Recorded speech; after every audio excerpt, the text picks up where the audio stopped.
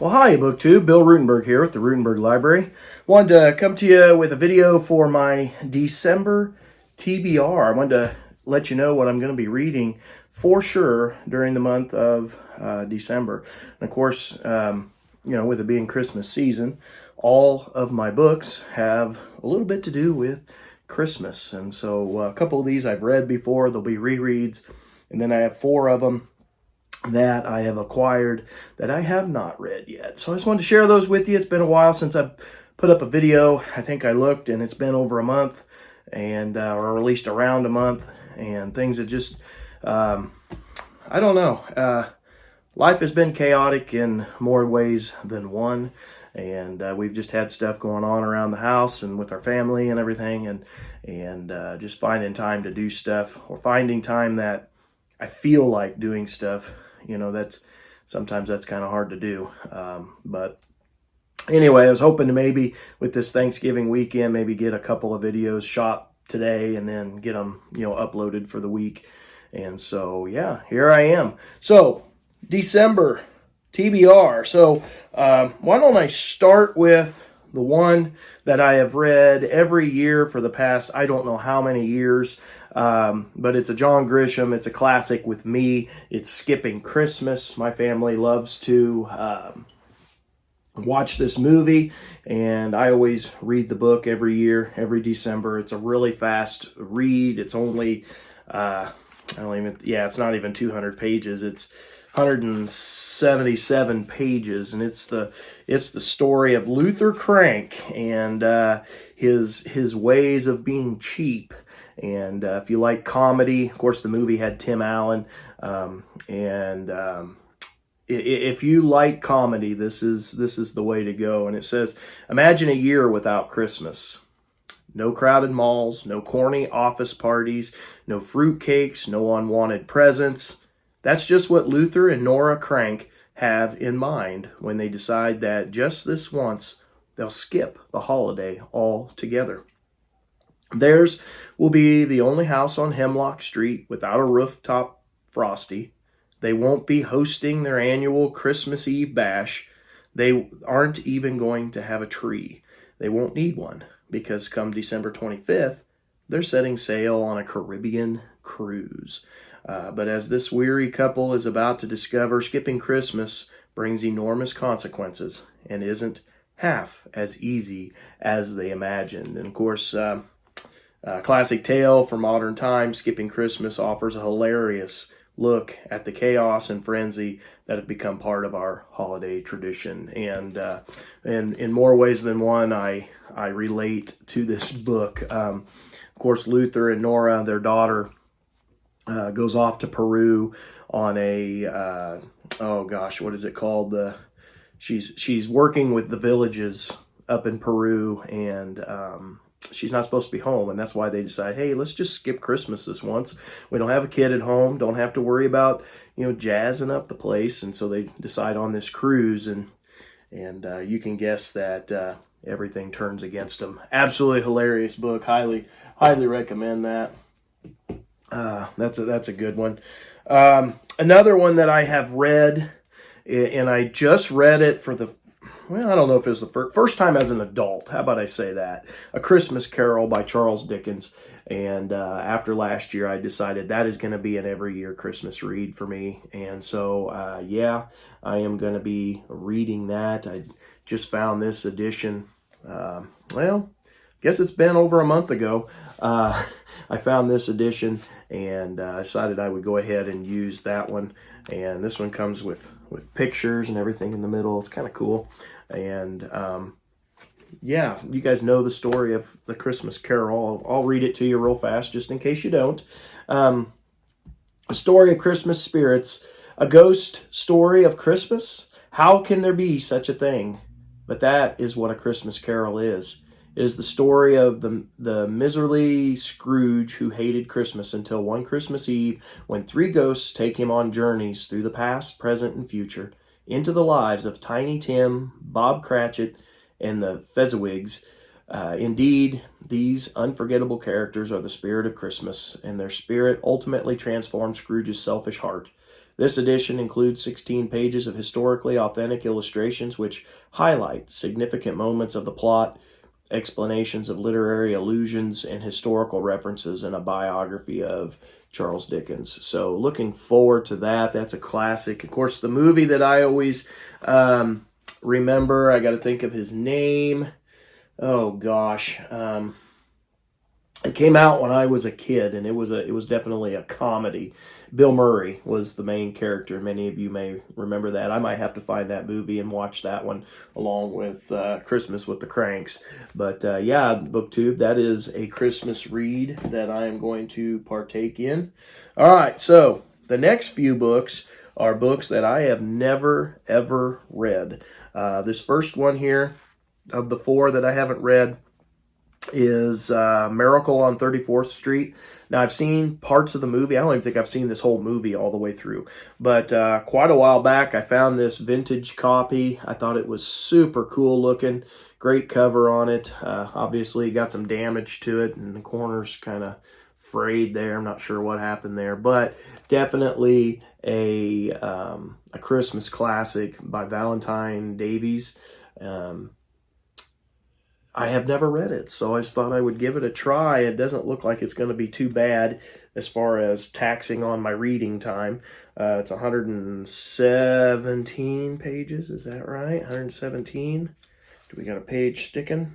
Nope, just a thick page. So 117 pages long, and if you're not familiar with this, let me read the back of this one to you. It says, "There's a Santa Claus. Oh, yes, there is. And he lives again and again within the pages of Valentine Davies' warmly humorous homespun story, one of the most lovable stories ever written. That was the San Francisco Call Bulletin that wrote that little blurb about it. The backside says, Miracle on 34th Street is a story of a merry old man who thought he was Santa Claus and acted that way. The children believe him at once, and the rest of New York City thought he was crazy. But he proved his point in a tender tale which has become the 20th century Christmas carol." And so I'm looking forward to reading that. I think it's going to be good, heartwarming story. If I remember it correct from the movie, that's kind of how it ends up going. So here are 3 more books that 3 of them I've acquired in this recent past, the last couple months anyway. This first one's called Jacob's Bell, A Christmas Story by John Snyder. Not familiar with this at all. I found it at Dollar Tree, and I thought, well, for $1.25, why not? And it's a newer story, 2018, and it comes from Nashville, New York, from Faith Words publisher. And I'll read it to you also. "Sometimes the road to forgiveness is a rocky one. Christmas is approaching, and Jacob McCollum finds himself estranged from his children, penniless, friendless, and living on the streets. Realizing he needs a drastic change, Jacob embarks on a journey to find his children, seek their forgiveness, and restore his relationships. Befriended by a pastor at a Salvation Army mission, he struggles to transform his life. Jacob volunteers to become a Salvation Army bell ringer at Christmas time. An unlikely friendship he develops with a little girl mysteriously leads him back to his family. But will all be forgiven in time for Christmas? Author John Snyder pens a story of love, hardship, and reconciliation that will leave readers filled with Christmas joy." And so I thought that would be hopefully a good one to read. Like I said, never read it before, so that will be a new one for the stack. The next new one, and you guys knew I couldn't go without reading some nonfiction, right? If you've been on the channel long enough, you know that. So this is 11 Days in December, Christmas at the Bulge, 1944, by Stanley Weintraub. And he also wrote the book Silent Night, which is, I believe, all about, I don't know if I've read that one, but I think it's the story from World War I in the trenches, Christmas in the trenches. And hopefully I'm right on that. I'm pretty sure. Got a sticker still on that book, sorry. So There, it's blending into the snow. You can't even tell. But there's your cover on that one. And this one is from Caliber Publishers, and it is a 2006 book. I've never read this one. It's, how long is it? 201 pages. Actual text is 176 pages. So all of these are pretty short books that I can kind of buzz through and just enjoy them in an afternoon or two. So this one says, a World War II winter's tale of Patton in the Battle of the Bulge. And it says, it was truly a white Christmas in the forests of the Ardennes in 1944, but that was cold comfort to the Allied soldiers trying to stop the Nazis from retaking Belgium in one of the most decisive battles of World War II. While a German loudspeaker taunted, "How would you like to die for Christmas?" the Allied forces dug in despite freezing conditions. In a medieval chapel, General George S. Patton, who needed fair weather for airborne troop support to arrive, uttered what would become a famous prayer. "Sir, you have just got to make up your mind whose side you're on." His soldiers wouldn't be home for the holidays, but as the skies cleared, they went on to win a battle and a war. In this Christmas classic, acclaimed author Stanley Weitrub explores the irony and poignancy of waging war during a season dedicated to peace on Earth. And so, yeah, I'm looking forward to that. That should be good. I haven't, as you guys know, I haven't read a ton on World War II. I've been trying to, fix that issue, but I haven't read a ton on World War II. And so this will just kind of add into that side of my reading that is definitely a whole. All right, so there's 5 of the 6. So here comes number 6. As many of you know, I've been going through Agatha Christie and trying to go through her entire works and been doing a pretty decent job at it. And so my number 6 book for the month of December is Agatha Christie, her book Hercule Poirot's Christmas. And I've never read that one. This is a newer book that I picked up maybe a couple months ago, and very excited to have that. And it says, well, actually, let's get a date on it first. Okay, so from William Morrow Publishers. Originally, this is a 1938 book, and that's the decade I'm on. I've read all of her 1920s books, and now I'm working through the 1930s.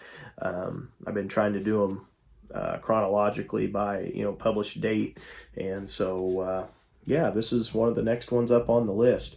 So it says, on Christmas Eve at the Gorston Hall, the Lee family's festivities are shattered by a deafening crash of furniture and a high-pitched wailing scream.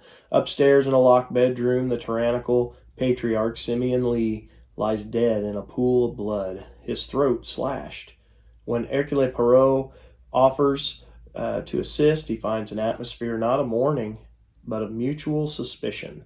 It seems everyone had their own reason to hate the old man, but which one of them turned a special occasion into an occasion for homicide? The suspects will indeed be stirring this Christmas Eve. So, yeah, looking forward to that. Nothing like a good murder on the Christmas season.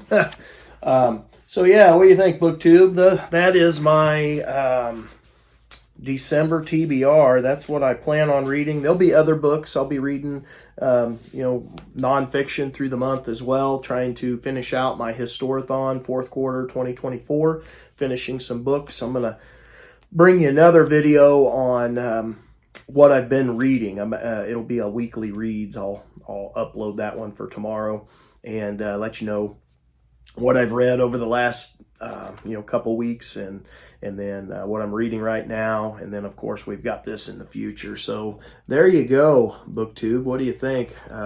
Any good ones in there? Have you read any of those? And if you have, do you have any favorites, or do they make your favorites list? So let me know down in the comments section. And as always, I thank you for watching and spending this time with me. And until next time, happy reading.